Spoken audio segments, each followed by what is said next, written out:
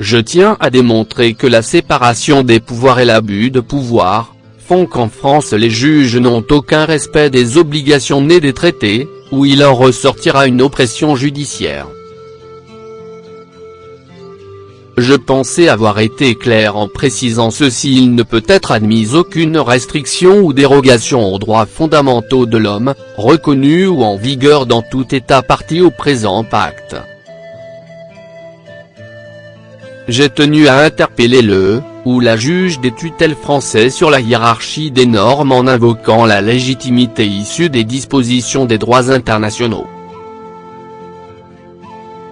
Mais au lieu de réagir en fonction de ces obligations, je me retrouve à ne plus être la victime mais la personne que l'on accable. Ne négligez pas cette lettre ci-dessous, car elle démontre que pour les États parties, que les lois, règlements européens, internationaux ne sont que des bouts de papier. Ils n'engagent que ceux qui y croient afin de légitimer l'illégitime État par définition, qui n'est pas conforme au bon droit, à l'équité, sur le plan moral ou juridique. Considérant que la non-reconnaissance et le mépris des droits de l'homme, conduisent à des actes de violence institutionnelle, qui révoltent la conscience et la morale de l'humanité. Entre dans le champ de la violence institutionnelle tout ce qui contredit ou contrevient aux lois du développement, tout ce qui donne prééminence aux intérêts de l'institution sur les intérêts de la famille. Le développement est entendu ici dans ses différentes dimensions, psycho-affectives, cognitives, physiques, psychiques, sociales. Pourquoi résister au pouvoir non démocratique ? Comme l'oppression de la justice en France. L'article 2 de la Déclaration des droits de l'homme et du citoyen du 26 août 1789 dispose que « Le but de toute association politique est la conservation des droits naturels et imprescriptibles de l'homme. Ces droits sont la liberté, la propriété, la sûreté et la résistance à l'oppression. » La Déclaration des droits de l'homme, faisant office de préambule à la Constitution de 1793, faisait de cette résistance à un pouvoir arbitraire un devoir de chaque citoyen.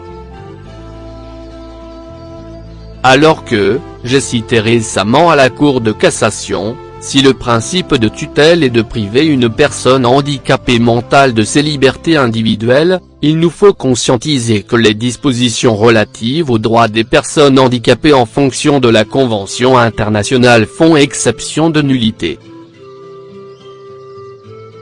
On entend par exception de nullité un argument que l'on soulève avant même d'évoquer le fond de l'affaire, et qui tend à voir annuler une pièce de la procédure ou, éventuellement, l'ensemble de la procédure, en raison de la violation par l'une des parties, demandeur, défendeur, force de l'ordre, magistrat du siège, magistrat du parquet, etc., d'une disposition essentielle du droit. La hiérarchie des normes par les obligations et les dispositions nées des traités doit être considérée comme une primauté du droit, afin de relever, de garantir et mettre en cohérence les droits de l'homme et l'état de droit. Ma correspondance adressée au juge des tutelles. Monsieur Thériault Bruno. Personne protégée. Monsieur Thériault Eddy, né le 21 janvier 1994 à Paris 75 014.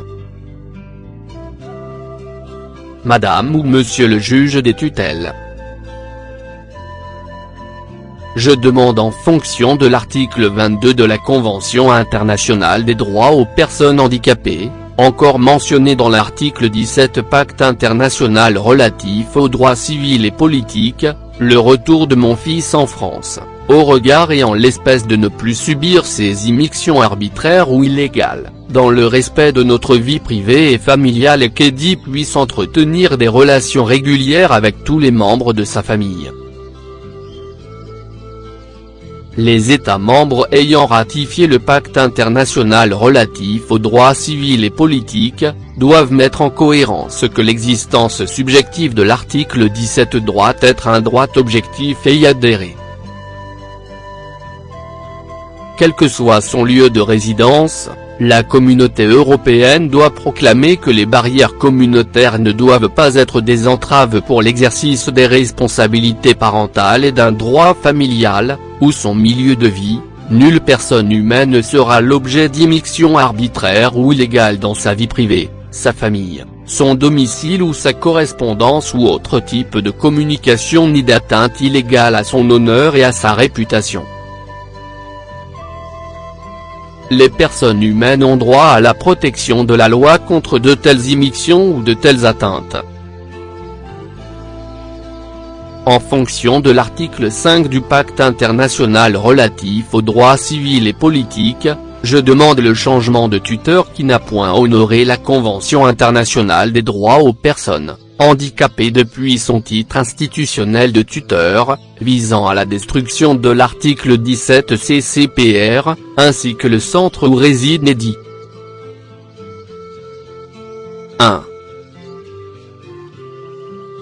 Aucune disposition du présent pacte ne peut être interprétée comme impliquant pour un État, un groupement ou un individu un droit quelconque de se livrer à une activité ou d'accomplir un acte visant à la destruction des droits et des libertés reconnus dans le présent pacte ou à des limitations plus amples que celles prévues audit pacte. 2. Il ne peut être admis aucune restriction ou dérogation aux droits fondamentaux de l'homme reconnus ou en vigueur dans tout État partie au présent pacte en application de lois, de conventions, de règlements ou de coutumes, sous prétexte que le présent pacte ne les reconnaît pas ou les reconnaît à un moindre degré. En fonction de l'article 14 du Pacte international relatif aux droits civils et politiques, je demande que le tribunal garde par ailleurs son obligation d'indépendance et d'impartialité, suite à la réponse du ministère de la Justice qui me cite l'article 459.2 du Code civil. Veuillez agréer, Madame ou Monsieur le juge des tutelles, l'expression de ma considération distinguée fait à Vigneux-sur-Seine le 30 novembre 2012. Monsieur Thériault Bruno.